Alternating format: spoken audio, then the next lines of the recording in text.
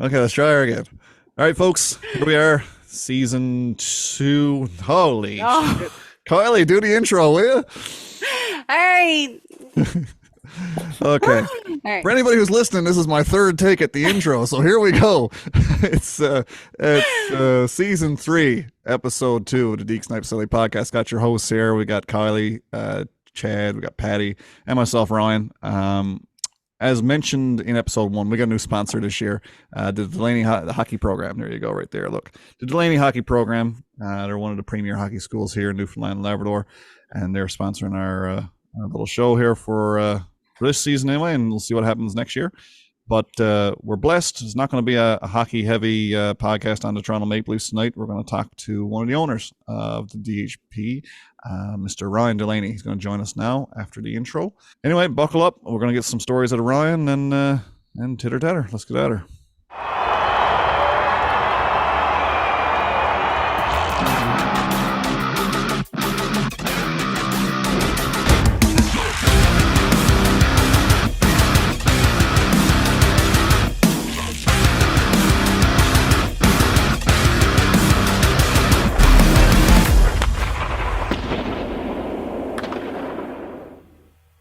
All right, guys, welcome to another episode of the Deek Snipe Silly Podcast.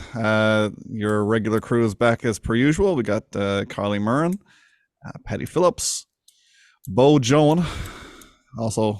Yeah, I'm going to say that. Yeah. And myself, Ryan Have to Gates. keep it. Oh, I love it. That's Chad's Twitter handle too, by the way. Long story behind that one, but again, friend of the show, Joe Bowen, was on. We've had him on each season so far, season 1 and season 2.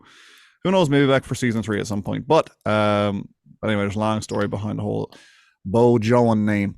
As mentioned in the intro, guys, again, we plugged it in episode 1, but now we're joined by a guest tonight to chat about our sponsorship. We've got a new sponsor on board. It's DHP, the Delaney Hockey Program, based primarily out of Harbour Grace, Newfoundland, but lots of big stuff happening at DHP, and there's a little bit of expansion on the go, and camps starting to pop up at different places. So we're happy to welcome to the podcast Ryan Delaney of the Delaney Hockey Program. Welcome to the show, Ryan. Thank you very much for having me, guys. Amen. Looking forward to this. Tell the truth, you're not looking forward to this. No one actually looks forward to this. They're like, oh man, It's pretty cool. It's my first one, so it's gonna be see how it goes, anyways. Right. Yeah, We've got a big all lineup good, man. It's all like good. people looking to get on here, so like yeah. should be privileged to be I am. yeah. Well, I was gonna say we'll keep that in mind when we do your evaluation. There you go. When you drop off later, I Ryan. listened When to you your drop. podcast quite a bit actually, and after I met Ryan and had some big names there, geez, and so yeah, definitely Yeah, privileged. we've been very blessed, I must say. Yeah.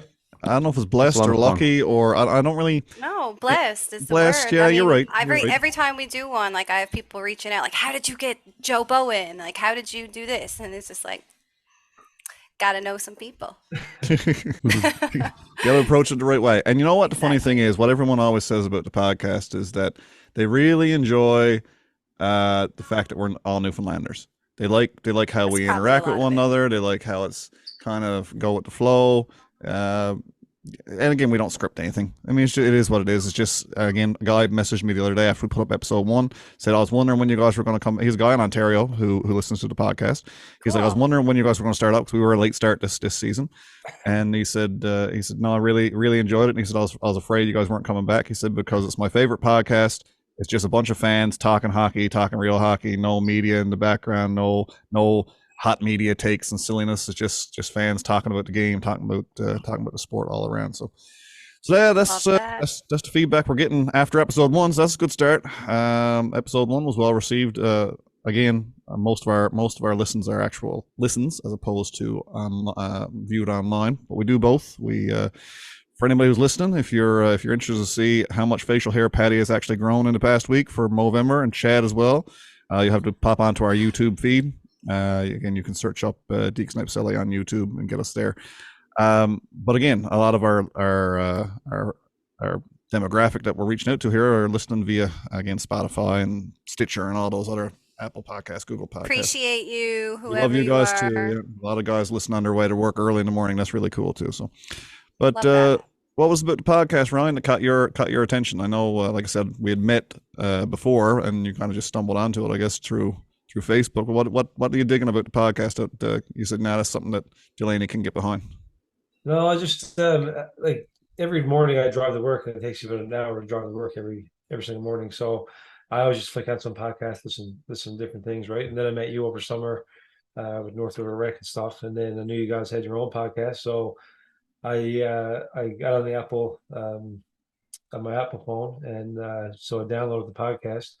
So then I used to listen to certain different ones, but then I started listening to you guys going out in the morning. And what I really enjoyed about it, to be honest, was just like you said, just a group of people just having friendly chat, right? And it could have been about the game, certain games, or upcoming playoffs, or whatever it might be. I know you guys are Toronto fans, so like for me as a hockey fan myself, like I watched the game, and of course after the game's over, I kind of have my own opinions of what players are succeeding, how the team should kind of move in a different direction, whatever. So it's interesting to see all your thoughts about that stuff too, right? So to me, like, it's just driving out. I'm a teacher, right? So driving out with a coffee, listening to you guys chat is just, it makes me a lot more relaxed by the time I get to school. I walk into the building, and I'm just refreshed and ready to start the day, right? It's not like your podcast, like no one's fighting or arguing. It's just a nice, easy listen, and it's friendly, and it's serious, and it's funny, and it's informative. It's all those things, right? So it's nice to listen to. Yeah, It's kid friendly. That's cool, so man. nice. Kids can listen to this. Like I try to kids keep can it listen chill. to some of the other podcasts. Like I listen to them sometimes, but the love fact that we're not podcasts. vulgar or nothing like that, or No. slamming the team. Yeah. Nobody wants to hear that stuff. The true fans don't want to hear us slamming the Leafs. Yeah, if you what I've always said with any of this stuff, whether it's online posts, whether it's articles that you write, and whether it's a podcast, if you've got to resort to vulgarity or any of that kind of stuff to get attention, then you're already way too far behind, right? And then you're right. That's what a lot of people have commented. They just dig that it's just a cool place to tap in. We've had kids on the show. Remember when Austin Matthews scored number 50? Yeah. Zach and Tony were at the game, and Zach, 11-year-old, was there at the game with his dad, and they popped on the podcast that night, and Zach told us all about his experience at the game with his dad, so he was there for history, and that was pretty cool. So yeah, no, I appreciate that, Ryan. Cool. That's really cool. But again, everybody already knows about us, and everyone knows how awesome we are after listening, I hope. God. But what we want to know about, and what our listeners, of course, because we got a huge demographic in Southern Ontario. Over half of our listeners are in Southern Ontario. I guess displaced Newfoundlanders and or sad Leafs fans like us. But we want to know a bit about the Delaney hockey program. Now, first and foremost, we should point out that we've all got a connection to the Delaney hockey program, which we didn't even realize until this summer. So my kids, I got two boys. They've been in DHP Hockey Essentials program now for, 2 seasons. This will be their third year. Well, second for Vincent because he's younger. This will be Patrick's third year in Hockey Essentials. And let me see if I can flash up a picture, actually. So I don't know if you guys can see that. For anybody who's on the YouTube feed, you'll see a picture of the kids. So that's them geared up.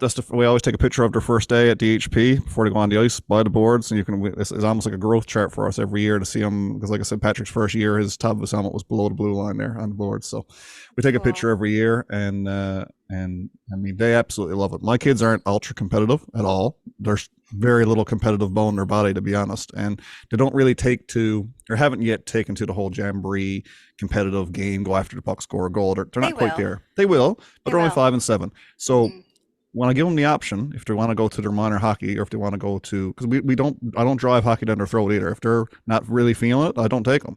But I do insist that they go once a week, because we're paying for all this stuff, right? And if I give them the option, they always choose the Delaney hockey program, because they absolutely love the drills, they love the structure. All their little friends are there too. I mean, this is a very family-oriented kind of deal, right? It's got to be fun. Yeah. But Patty, what about you? What's your connection to the program? Well, look at this screensaver on my phone. This little beauty from the girls' camp this summer. You know what? Nora only started hockey last year. If it was up to me, she would have been, and it had shown the interest, she would have been in hockey from the day she got home from the hospital, no doubt. She's such a big fan. But no, you had mentioned that, and I had seen the ads this summer with the all girls program. Especially with someone that's new to hockey like Nora was. Last year was a big thing for her. There were 6 girls from her class that all joined hockey at the same time, which was pretty cool. So her Love going that. into a camp where none of her friends were going was very comforting. She knew Collie was going to be there. She had never met her before, but she's seen her on all the podcasts. I didn't realize Chad's daughter Hannah was going to be there. So she actually felt she was nervous going in because that's her personality. Yes, that's the two girls there.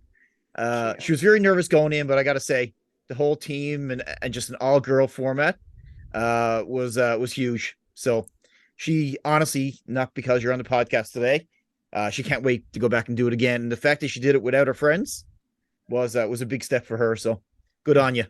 That's Yeah. awesome. Is that photo up there now? I just tried to Yeah. pop Yep. that up. Yeah. So they're again, there. there's the two of them. That's Couple Sweeties. Chad's daughter on the left, Patty's daughter on the right. It was their first DHP camp this summer. So obviously, I don't need to ask Chad what his Loved it. connection is. Patty just explained it for him. And I So went to school with the boys. So anyways, but Logan. beyond that, yes, Yeah. there's in this whole podcast, one of these things is not like the other, and I don't want to say it's the townie, but it is. So Yeah. but I'm married in, right? we'll skip over Chad and I'll ask Kylie what her connection is to DHP. Yeah.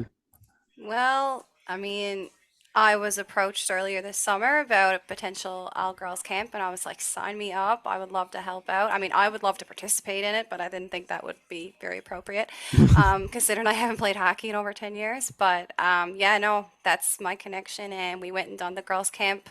Unfortunately, I ended up having to work one of the days, but I would do it every weekend. Oh, there I am. I'm so awkward. Look at that. Yours. I hate pictures. Ryan knows that more than anybody. That's why I put it up there. So what's on the go with that stick, Kylie? I gotta ask before we go any further with Ryan. Okay, so like I just said, I haven't played hockey in over 10 years, and I ain't going out and paying for a new stick, to be completely honest. No, but I always loved that stick. And I remember, okay, like growing up, and you guys can probably relate now with your kids, is every year you need new things because you're getting bigger.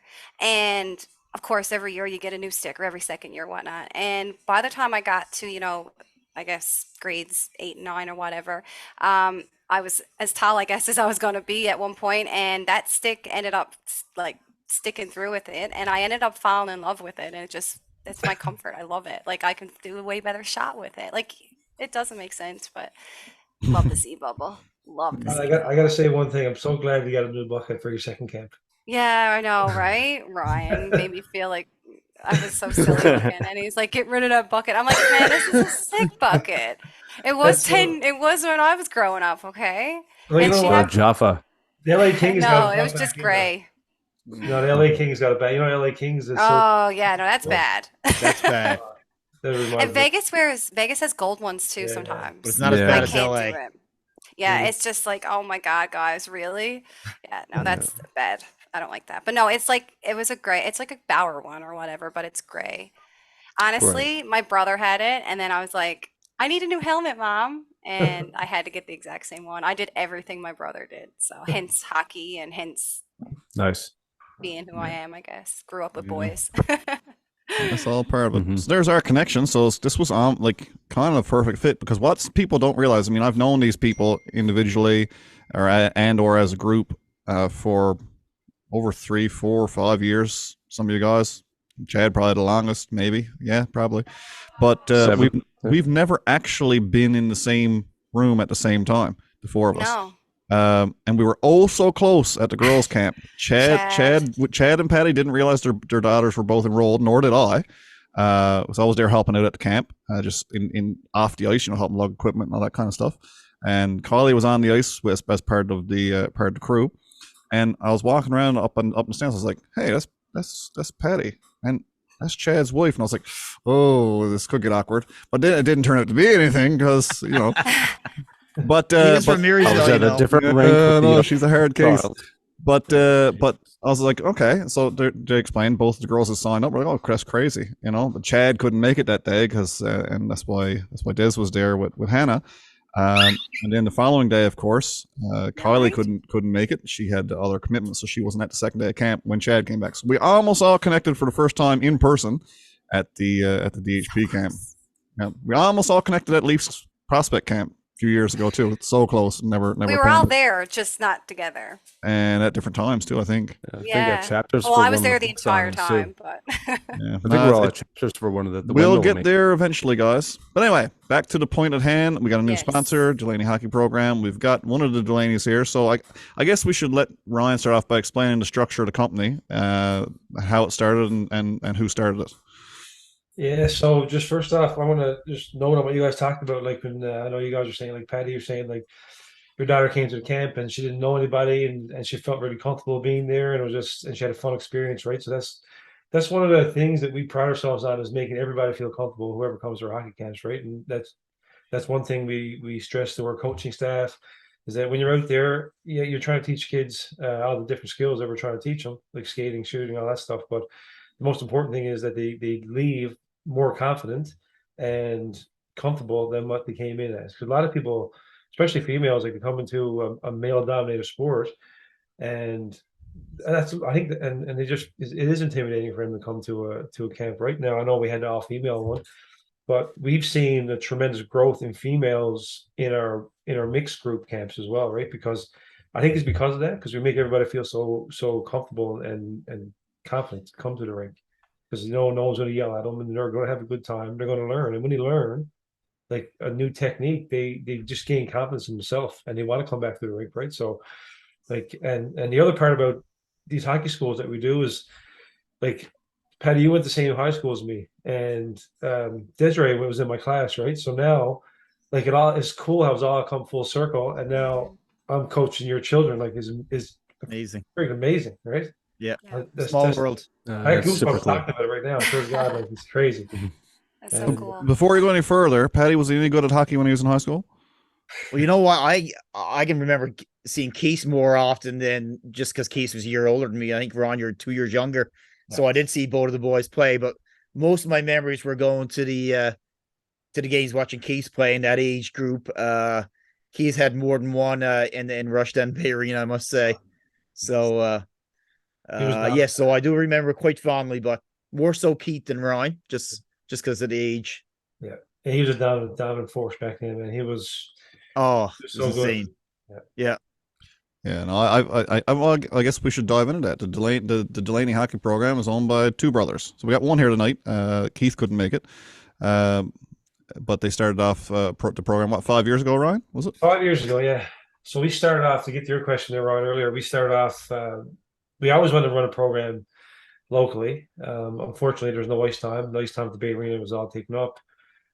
And so then Harbor Race, we got wind that Harbor Race was building a new rink. And so we said, okay, we got to jump on this opportunity to get any ice time we can get. And so we're calling about ice time. Of course, phones are pretty dead during the summer because there's no rink staff in the summertime because their old rink shut down. And then no one was we didn't really know who to contact about this new rink that was going to get built. Anyways, it finally got built and we were on the phone calling and we didn't stop like day and night until somebody finally answered us. And they worked out a schedule and the only thing we could get was 3 o'clock in the afternoon. So us being teachers, like how in the world is this going to work? And I remember I was sat in Keith's living room, two of us looked at each other and we were like, you know what? Just take what we can get and we'll deal with it after. And so we found out, no joke, I don't even know if it was 2 weeks before the season was supposed to start. We were planning on starting in September, right? Early September. So basically we have 2 weeks to come up with a name for the company, come up with a logo, find out, try to get source jerseys somewhere. Like it was insane. And so we went to work, went to town, we were crazy 2 weeks. And I remember the morning that we started, we still never had our jerseys. I had to drive to St. John's and pick them up, bring them back. And I remember we walked in the dressing room, first power skating. No, it was the first 2 line actually. Walked in the dressing room with a bag of jerseys and we were just swarmed by parents and kids. And like, what color am I wearing? What team am I on? And we were just like sweating. I don't know. And it was chaos for the first week. And anyways, so we started a 2-line program, 2 different age groups. And we were planning on starting a power skating session. And we said, man, maybe we'll hold off. And I remember saying to Keith, I said, no, we'll start it and see where it goes. Like, you don't know. So we had 3 days a week. We're on the ice from 3 to 4, and fuel line was full, of course. There's 20 players, and then about the first week we went down, it was a power skating, and we had maybe like 4 kids on the ice, right? And me and Keith. We never had no staff in, just 2 of us. And we went home, and he was like, we can't keep doing this. Like, there's only gonna be 4 people. I was like, Keith, just relax. Like, once people see what we got to offer and the product we got to put on the ice, they will come, trust me.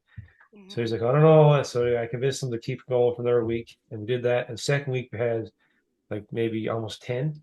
And then by week 4, we were pretty much maxed out. Like, we had 38 or something like that, almost 40. So Wow. and then it went on from there. And then we had 3 days a week around the ice, and then we weren't going to do a summer camp that summer, and then we talked about it again, and we're like, yeah, we'll put it off and see what happens. And we did our first summer camp. It was pretty successful, and that was year 1. And then year 2, we had 4 days a week. We couldn't do 5. Only the Tuesdays was booked up, and our summer camp got bigger.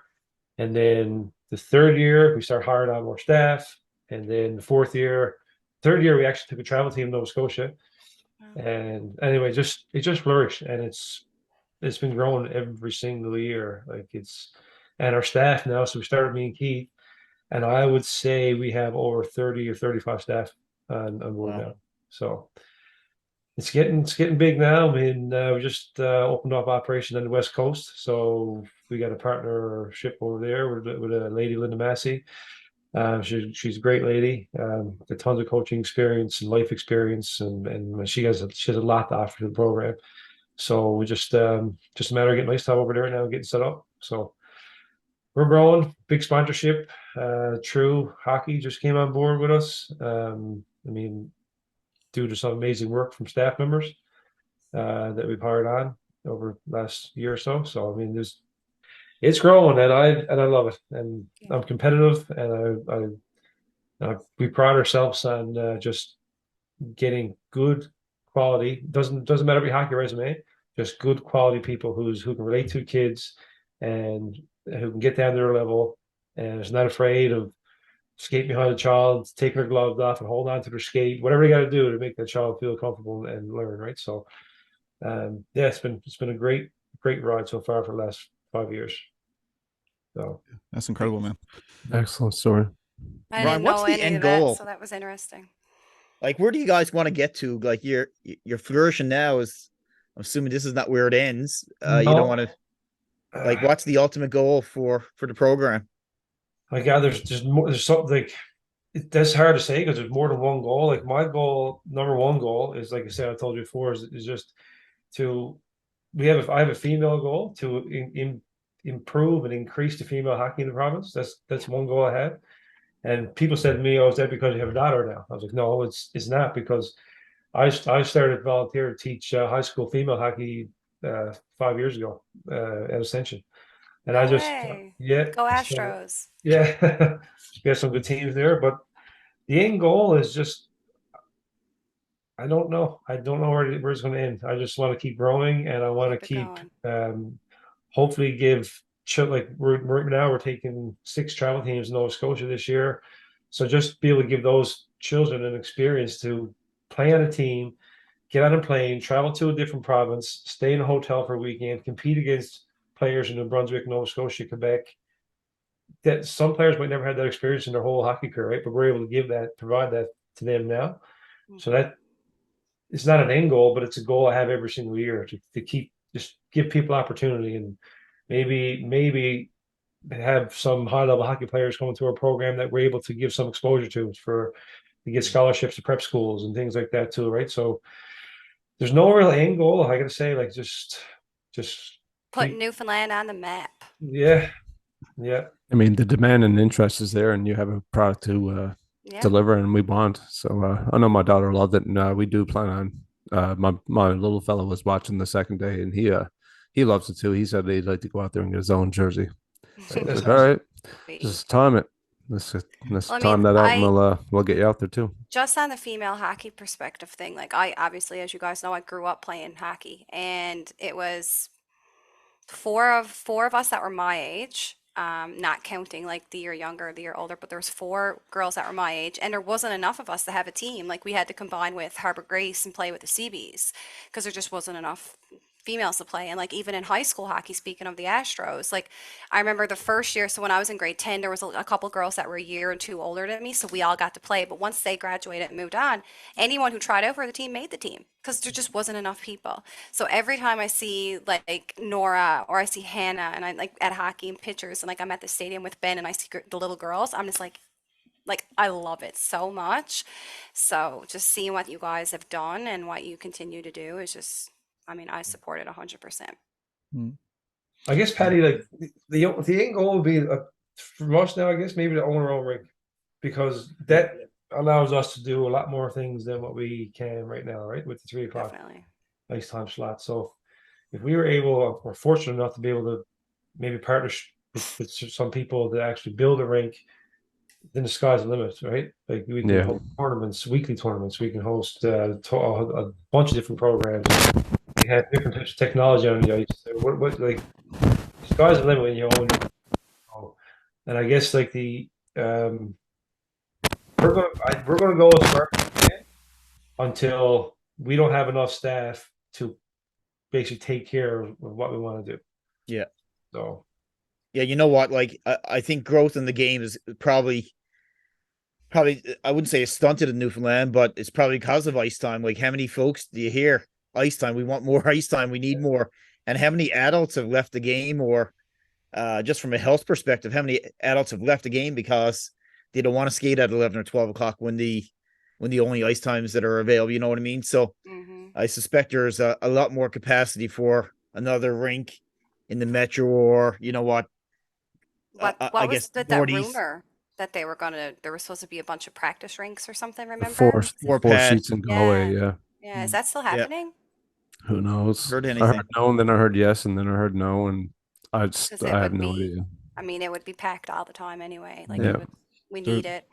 I don't know if you guys caught the article a couple weeks ago when Dawson, Mercer, and New Hook played each other. They had an article and they were talking about, it was really nice. But they were talking about how both of the boys left the island at 14. Like that's just like mind blowing to me because like Ben, my stepson, is 12. Like I can't imagine him being on his own. Like I know there were billet families or whatnot. It's just sad because to get any kind of exposure or any kind of future in hockey career, if you're from Newfoundland, you have to leave. Like so it's nice to, like you said, I said, put Newfoundland on the map because with them, there's a couple more eyes, I hope, on our kids. Yeah. And they do go away to these, these camps and stuff, but a lot of it is because they don't get the same ice time. They don't get the same, experience. And same level is not here. That's a great segue. And competition. The next thing I want to talk about, actually, because I mean, Ryan did a fantastic job of describing the program, at least as I see it, but I think what the next place we need to lend an ear is basically Ryan and Keith's background. Because you talk about leaving the province and going away. I don't know everything about the boys, but I do know both of them left and went away to play hockey. So I'll throw it over to you. You can do yourself first or Keith first, whatever. But just give us a rundown on your guys' hockey pedigree. Yeah, so Keith had a bit more experience than what I had. He did the whole prep school thing first. So he went away to St. Paul's, New Hampshire in grade 10. And I went to a prep school down there. Went there for a year. I think the following year, then he worked his way into OHL, because back then, before the Fog Devils, Newfoundlanders could go the OHL route or they could go Quebec Major Junior. They had a choice. Now, since the Fog Devils came to Newfoundland, I can't remember the year they came, but they were part of the Quebec League, Quebec Major Junior. Now, all Newfoundlanders basically have to go into Quebec Major Junior draft now, right? So, but anyways, he ended up in Barrie, Ontario, and when he was grade 11, so that'd be 16. So I guess he went away when he was 15. And so I played in Ontario for a few years, and then he entered his draft year in '97 and got drafted by the Florida Panthers. And of course, went to their pro training camps and all that stuff, and did really well for himself up there. And I'm not sure the ins and outs of the contracts that he might have been offered, but too bad he wasn't here now to be able to talk with that. But But yeah, so after that, he did a little bit with the AHL, St. John Maple Leafs, and then he ended up going to St. Mary's University and then Acadia University, which all of his education was paid for through his hockey experiences, which was great. So I mean, he got a ton of experience in every single different level than you can think about, right? So he's a great asset for people leaving the province, and like, for example, like with the young guy Jabez Seymour now and Patrick Lamb and Brody Harnum and these players that kind of we got to know through our hockey school. They just left, move away this year, and so we've always told the parents that Keith is a great resource for them if they want any kind of knowledge or any questions that they might have. He's a good resource. Me, on the other hand, I went away, got drafted in the OHL by the same team Keith played on, St. Mike's Majors. And so I went up training camp. Did fairly well. I was pretty small back then. For the league is different now than it was back then. Back then it was like the big 6'3", 6'2", 6'5", big guys, right? And clutching and grabbing and I went up to training camp. I think it was like 150 something pounds. Pretty tall, like around 6 feet tall, but did pretty well. What are you now, like 160? Yeah, I wish. Try to get down to 190, 200. That'll be a struggle.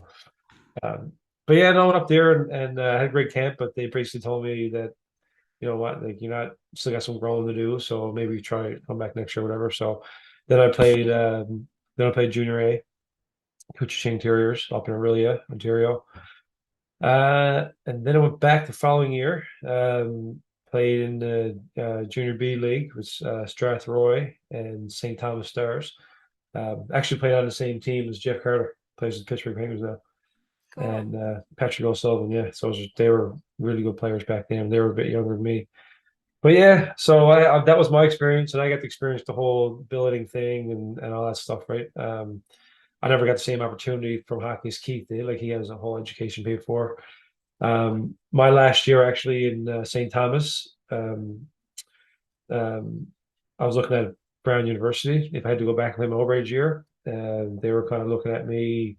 I was on their radar. Never offered me anything, but they wanted me to come back and play my overage year and to give me another look. And I basically decided that I need an education.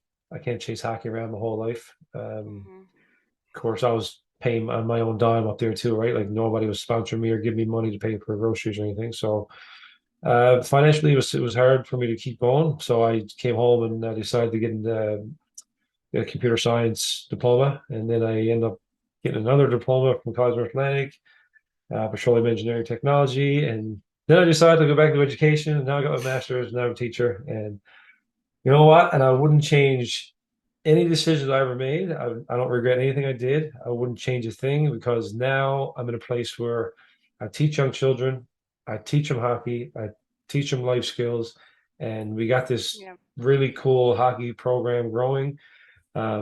Our name is attached to it, and it just the sense of pride that I have with that is just feels so good. And I wouldn't. I got to be honest. I can't imagine any other better situation than I'm in right now.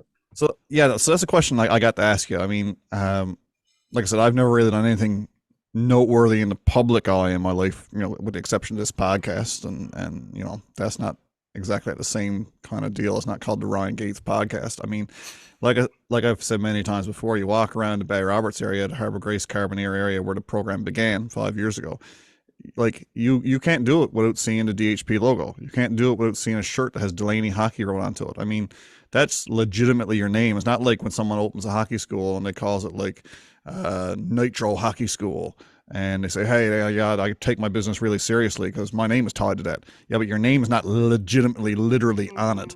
So, I mean, there's a whole bunch of stress, I'm sure, that comes along with, you know, making sure you do your name proud. But what's it feel like when you're walking around, you actually see your name, the Delaney name out in public on merchandise?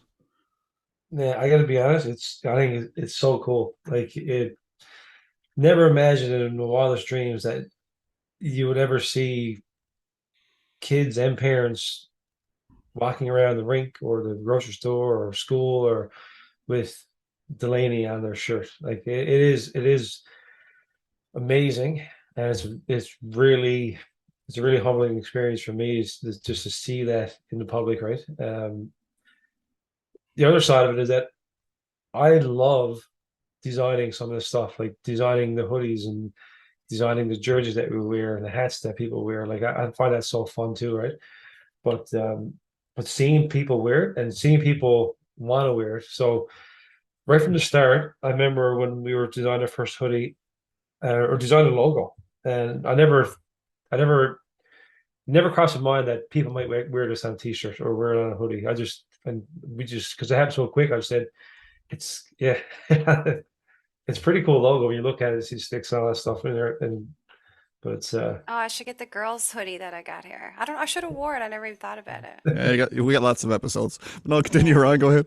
yeah, no, so I Sorry. never thought about that part of it. Like, it's someone's going to buy a T-shirt with Delaney Hockey Program on it. I was just got to get a logo for the jerseys to go on the ice to make it look professional and go with that, right? And then so our summer camp, we just said, well, that's what people do. They sell hoodies and hats and stuff at summer camps and hockey schools, and let's go and design a nice hoodie for people to wear. And it was really cool that they didn't. I feel like they didn't buy it just because they're at a camp.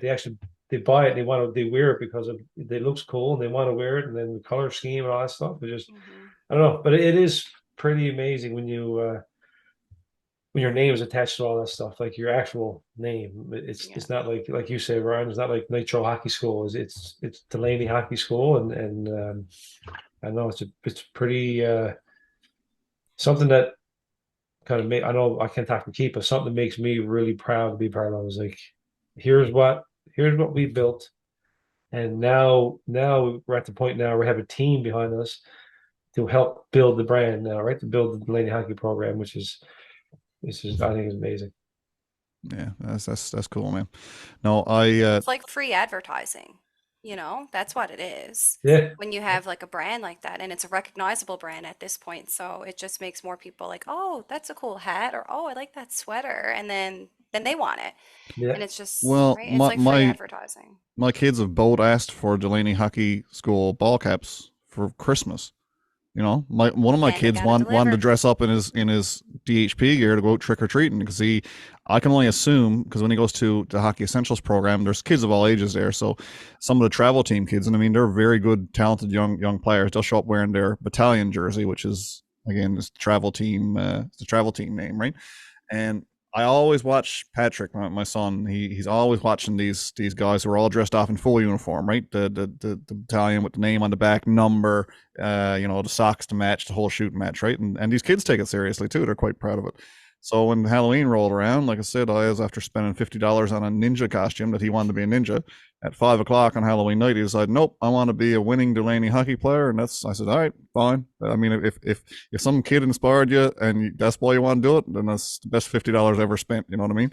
So he put on his Delaney jersey and he got some medals, some old Rovers medals or something that he had in his room, and put on his Delaney toque, and that's what he wanted. So anyway, yeah. Long story short, like I said, I was always curious of that because I can't imagine, and especially since you guys built the brand from legitimately nothing. Like you said, it was just you and Keith and an idea, and now you've got a booming school. I mean, school's doing really well. You're selling out all your programs from what I can see. You've got a brand, like it's an actual brand, not just a logo. It's a brand. It's no different than on a much smaller scale, but it's no different than a Nike or an Adidas. It's become its own thing. Like I said, people actually source it out. They're looking for it. So it's amazing. One more second, Ryan, on that one. I just want to talk about when you talk about the brand and the logos and everything. Just the one thing that really got really proud about is that every time I noticed, like every time there's a summer camp, you would come to a camp and it's like I said, remember, it was talk about male dominated stuff, right? So then and the females were continually growing in our program every summer. We'd see more and more females come through. And I said to Keith, I said, we should do a hoodie that's for females, specialized for them, right? And I said, just to make them feel more included in coming to a hockey school, and they have their own hoodie. Anyway, so my cousin, he's a graphic designer, lives in BC, Greg Thorne Creative. So me and him got on the phone, and we were chatting about different designs, come up with blah blah. We went back and forth with, I don't know, maybe 15 or 20 different prototypes, and so Kylie has the hoodie there. We came up with that female logo. And I tell you, man, like I was so proud of that we were able to offer a female hoodie, and I don't know if it's ever been done before. So no, guaranteed. I mean, whatever encouragement we can get in the female hockey, it's great. It's growing so much, and my daughter's playing under 11 now, and she got really prepped up in your school for that, and just going and watching the level of under 11 right now, and she's in tier 2, and I'm still blown away. And we stick around the ice and usually watch the tier 1 or even the under 13s, and just the level of female hockey right now is fantastic. And I'm glad you're doing the camp specific, because she was really comfortable right from day one. She loved it. No, it's growing, and you can tell, like you watch the female Olympics now. Now compared to 10 years ago. 10 years ago was good. 15, 20 years ago was good. But look at the skill set they have now. Like it's crazy. Like it's insane. Yeah, that's the female. I think that's awesome. So good. Yeah. As soon as I seen it, I was like, "Oh my god, that's a girl on there!" I never like noticed it at first. You got your jersey there, Kylie, or your hoodie? Hold it up there. And it got like the yellow arms. It's really nice. The other thing that gets me about the DHP apparel, it's not beer box quality stuff either. Like this is not, you're not talking about a Gildan t-shirt here that you're gonna get for Bar Down brand. I mean, it's quality merchandise, which I'm assuming is also important to you. Yeah, Ryan? They gotta be good quality. I noticed that the youth extra large, Kylie. I wasn't a youth extra large when I was born. Well, you know what? I can get things for a lot cheaper, like Leafs jerseys. My Blue Jays jersey was large, and it was $100. And it's a Nike jersey, $100. The adult one is $250 or something. I'm like, yeah, no. Yeah, kids one it is. Yeah, no, Ryan, it is important to us to get quality stuff, right? Like we could, like, it is a fine line to walk when you're trying to get a price point where it's affordable for all the parents to buy something for the children at the hockey schools. Mm-hmm. At the same time, trying to get the best quality you can. Absolutely. At a lower price, right? So that's a juggling match in itself. Like it's hard, but every year we've kind of figured it out, and we all the stuff that we offer to the kids, it's high quality stuff. And so this new partnership with True, it's even going to be better, because if you look at the quality of their stuff, it's like it's next level. It's like the best. It's top quality. Yeah, I tried some. Love it. They're so comfortable. I can't wait to start designing some of those hoodies and t-shirts. Oh, it's going to be crazy. Oh man! And then they have jogging pants. They have shorts. They have undergitch for kids. Like they have everything, right? And it says good quality stuff. And the fact that we're able to offer that now to the children, like I can't wait. That's what I was doing before we had the podcast. I was doing up an order so I can and get it in. I got to tell you a funny story. So last Christmas, again, Nora's playing hockey for the first time, and she only had it for the first 2 or 3 months, like a wooden stick. But I was planning to get her a stick for Christmas, so I bought her a True stick. And Ryan, I'm so big into memorabilia, as you can see from behind me. The rest of the Yahoos know that I am. I buy whatever I can find. Anyway, so she gets the stick for Christmas, and it has Marner on it, like it's a Marner stick, and she's not excited at all, which I was a little surprised. And so she put it by the side. A few days passed by. I said, "Nora, you're not playing with your stick." Oh, she said, "I'm just waiting for us to be able to hang it up." She thought it was a stick that we had to hang up, like all the sticks that I buy. So she's like, "Oh, he bought a gift for me, but it's really for him." That's why she wasn't happy. I can see it in her face, like, "Dad, I'm not really into this memorabilia thing. I want to use it." So what is anyway, but it's a True hockey stick, so she's using it now. Haven't got her first goal yet, but she'll get it soon. Yeah, God love her. Then you hang when she gets the first goal, you take it back from her and hang it on the wall. Yeah, then you hang it up. Pretty much. Well, you want to dial it back to funny stories. My kids, I mean, again, 5 and 7, right? So, I mean, I take them out on the ice for parent and top whenever I can. And like I said, I mean, I've talked about my hockey pedigree many times on this hockey podcast. It extends to 4 games of high school hockey with 22 penalty minutes and 1 shot on goal. That's my stat line for my career. So, I couldn't catch up with people, so I was hacking and pushing, and it was frustrating at the very. That's probably putting it mildly. But anyway, I still got the same stick I used for my 4 games of high school hockey, which my mom bought for me for $15 at Canadian Tire in 1999. Anyway, I still got it, and I'm out on the ice with the kids, and we're just passing the puck around, just having a bit of fun. And my littlest guy, Vincent, comes on and says, "Dad, I think it's time for you to get a new stick." Right. So again, don't ever talk ill about the Z bubble. Then I didn't know this. No, it's bad, Kylie. You haven't seen it, but anyway, I did go the other day and bought a new stick. I got a really good deal on one, and it's a true stick as well. Because I mean, I've loved Mariner since the get go. So I've bought in. I drank the Kool-Aid. I'm all about Mariner. So I said no. If I'm going to pick something up, it's going to be a Did you guys see? This is off topic with me now. Matthew's new stick that he's using today. I did not. So it's like it looks like an old school vintage stick. It's like CCM, but it just got Toronto Maple Leafs wrote on it. I don't know if you guys can see. Old block style, like old Canadian CCM style. See that? Oh, weird. Cool.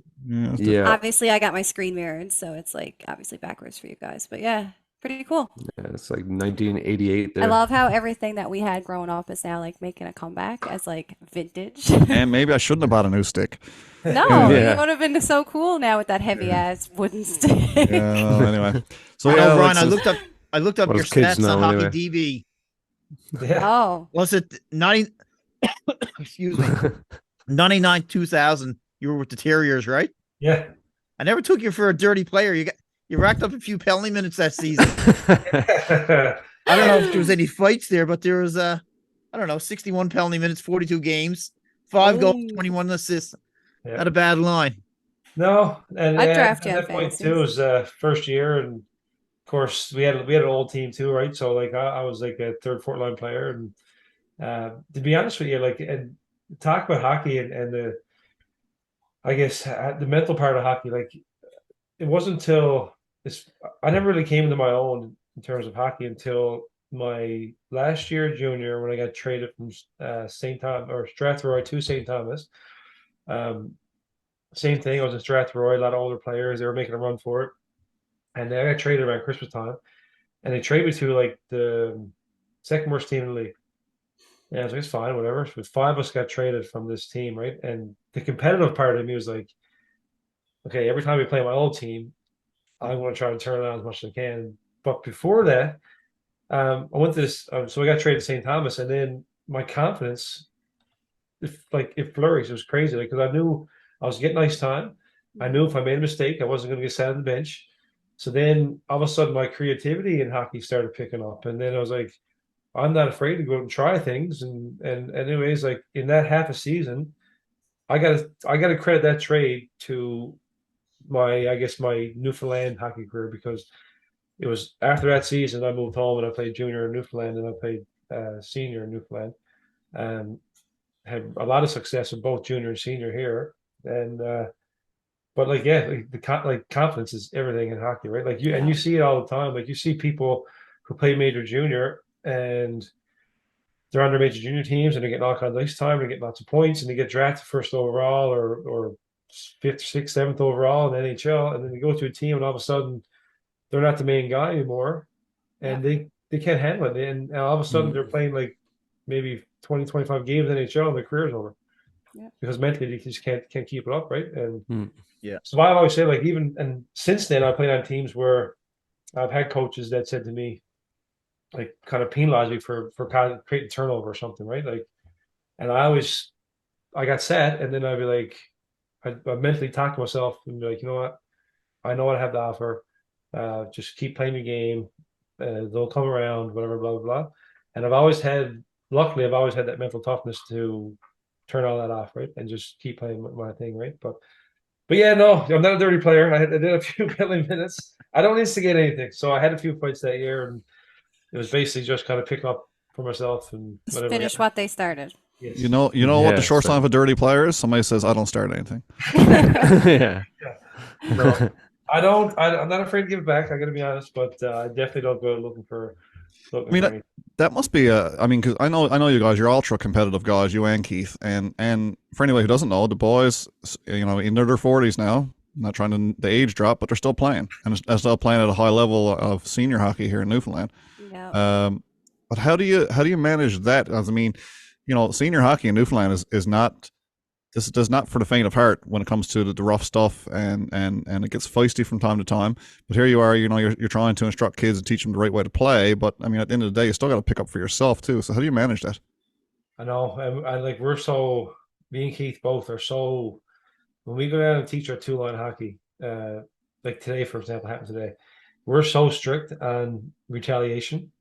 Like because sometimes like when you're playing hockey, and especially at a young age, and you're carrying the puck up the ice, and someone comes and takes the puck from you, the child who had the puck gets pissed off, and they try to whack with the stick, right? Yeah. And then we're so against that, like we make a big deal of it every time it happens, and that's why, like in our 2-line programs and stuff, it very rarely happens. It does happen because kids are kids, right? And they get upset and whatever. But as soon as it happens, like we blow the whistle and we have a chat with them, and like this just doesn't happen down in our program. So that's why, like when I play senior hockey now, like now that you're in hockey school, like you had to keep all that in the back of your mind, right? Like you're a role model now, and you're a role model in the town, you're a role model in your hockey program. So I mean, you can't, you got to, I guess you got to, the way you play is the way you expect children who watch you play the same way, right? So I can't be going out like spearing guys and punching people in the face and all that stuff, right? Like that's why my fighting days are over. Unless something seriously bad happens, I will, but preferably not at home in Howard Grace. No, not when all the kids are there watching. No, but you got to just teach them respect, not only what we say, but we gotta act a certain way on run nice too, even playing senior hockey. So that is always in the back of my mind when we're playing senior hockey. And it's a tough thing to do because playing senior hockey, there's some people out there that just don't care, right? And they will try to hurt you, and they'll try to hit you dirty and all that stuff. And unfortunately, you just gotta be a bigger man and take it. Yeah. So when they play senior hockey, then you won't have to tell them to not do it. So. Yeah. Or even when they're playing their own minor hockey and stuff, right? That's right. They just learn to respect other players. That's right. Yeah. It's a good way just a good thing to teach them, because some kids are like tonight. Actually, Ben had a game, and I was like, "This is getting chippy. Like they're not allowed to hit yet." I don't know. They must have changed the ages. That they we used to be able to hit. I'm pretty sure. Yeah, they changed all that. They changed it, right? Okay, I knew it wasn't crazy. And he's in under 13, which I guess is peewee. But yeah, and I was just like, at one point, someone ran into the goalie, and then the goalie was up giving it to him. I'm just like, these kids are 13, 12. I mean, it's entertaining, but like no one got hurt. It was literally just a little shove. But I was just scuffles. Yeah, and I was just like, "Ooh, feisty."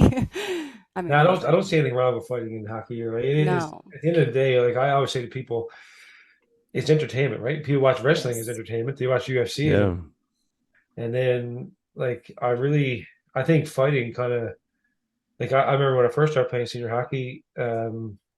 It used to be a 2-fight rule. You used to be able to fight twice a game. Now I think if you fight once, you're kicked out for, I think it's suspended for 2 or 3 games or something. Wow. But I find there's a shift. Like when you start taking up fighting, you see a lot more stick work and stuff in the game, right? Like fighting kind of kept that at bay a bit, and so more skill. Yeah, and I don't know. The fighting is entertaining, but it also kind of balanced it. Yeah, balanced the dirty play out, right? Yeah, I know they take it out because your helmets come off and they could fall and hit their head on the ice and all that stuff, and so it's understandable why they're trying to remove it from the game and the violence part of it. But at the same time, I think you're going to see a lot more people get injured by a slash or something than you will in a fight. I mean, the dirty hits from behind too, right? That are more dangerous, in my opinion, than a fight. Because the minute the players drop to the ice, the refs are usually there to break it up anyway. And I mean, 9 times out of 10, you hopefully won't hit your head, God forbid.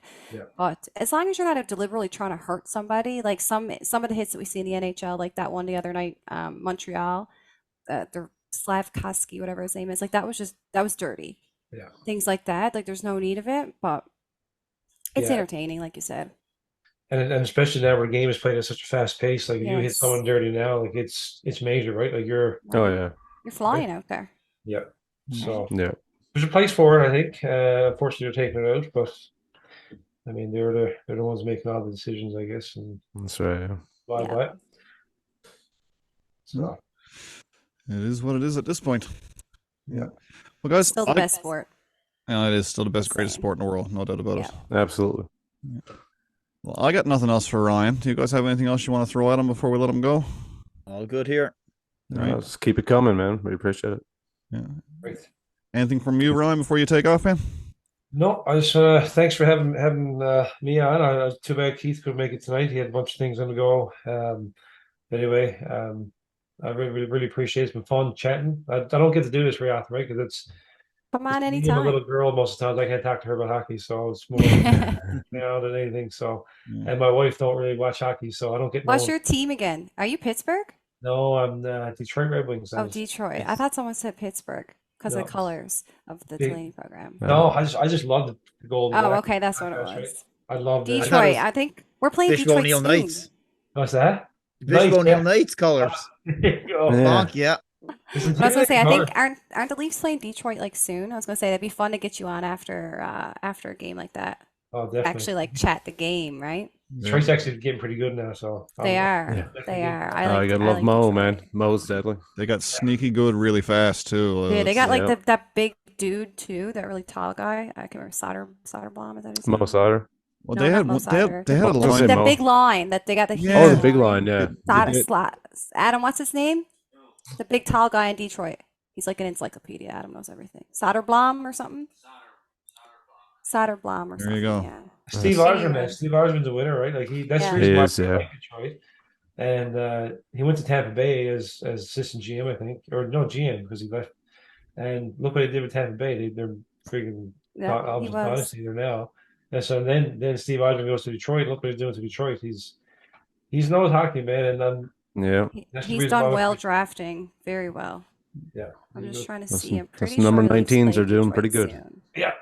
Oh, yeah. So, one last piece of useless knowledge. What's the curve on your Z bubble, Kyle? Mine? Yeah. Stevie Y. There you go. Stevie Y. I'm just looking. I'm here looking to see when they play Detroit. I thought it was recently, but it must be. I messed it up. Not till January. Yeah. Oh, wow. We play you twice in a week in January, so we'll have to get you on at some point. Home and home. Yeah, we play the 7th in Toronto and then the 12th in Detroit. Now, I'm sure there's probably more games than that, but that's the two I see there. Just quickly searching. Oh, yeah, I went to two NHL games my whole life. One was in Toronto in the Maple Leaf Gardens. Nice. Back when I was in high school, we went to a high school tournament up in Toronto. North York, I think it was. Anyways, I went there. I was up in the nosebleed section. So the last game I went to was about 5 years ago. I went to watch Detroit in Montreal. It was the anniversary. Remember when Patrick Roy walked off the ice? Oh, yeah. With Detroit being like 12-1? Yeah. Well, it was the anniversary of that. And then the opposite thing happened. I was watching the game, and Montreal beat them like 12-1 or something. It was nuts. Wow. Oh, wow. It was crazy. I was sat there in the stands, and Montreal fans were going bonkers. Even at goal 10, goal 11, they were going nuts. Like still cheering. It was nuts. Yeah. So Detroit scored one goal, and I was sitting there quiet, watching the game, not saying anything. I was like just getting fed, right? Like anyway. Yeah. Detroit scored one goal. Octopus goes out on the ice. Of course. I jumped up and was like, awesome. Yeah. That was. We lost one, but I was happy. November 28th, we played Detroit too. I knew there was a game soon. So yeah, November 28th, we also played Detroit. But yeah. Yeah, perfect. No, it was great, guys. It was fun. I enjoy this. Yeah, same. Yeah, and thank you for believing in us enough to sponsor us too. Yeah. Seems like you're helping foot the bill. You can come on anytime. Yeah. Yeah.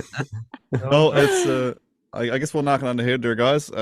Again, big thank you to Ryan and Keith and everyone at Delaney Hockey Program, because it's not just them anymore. There's a great team of coaches and staff, and I even catch Mama Delaney at the arena sometimes helping out. So it's a family affair with those guys, and we're so glad that you guys can be part of this, and we'll try to make you guys proud on our end if we can. But again, if you're looking for our podcast, guys, you can catch it on Apple Podcasts, Google Podcasts, Spotify, iHeartRadio, Stitcher, all of the above, basically anywhere you find your podcasts. If you're interested in the video, if you want to catch up with Chad's and Patty's mustache, or you're wondering how good looking. I don't have one, by the way. Donate now. I donated to Todd Skirving about the Skirv's mustache T-shirt instead, and I'm going to toss some bucks to Patty on maybe the Cornhole Wednesday. All right. Yes. So now we're supporting Patty only, folks. So if you're looking for Patty's link, we'll donate drop my that. mustache hair and a few bucks. So there you go. We'll hang Patty's link there in the description below if you're looking at our YouTube clip, which will be featured on our Facebook page. So if you're looking to donate to a great cause, Movember for prostate cancer research for men. Again, there's no better cause out there this time of the year. So again, if you're looking for us on our video podcast, you can search Deke Snipe Selly on YouTube, or you can go www.facebook.com/Deke Snipe Selly, and you'll get all of our content there, whatever we've got on the go. Just like the Delaney Hockey Program, we're a growing brand too. We've got a writer on staff now, as well as a graphics design guy. So hopefully we'll be rolling out some more content this hockey season for people who are into stuff besides the podcast. But last but not least, you can catch everything that we do as well at www.dekesnipeselly.ca. So unless there's some last minute things, guys, you know what I'm going to say. I'm just going to peace out. Cheers. Thank you.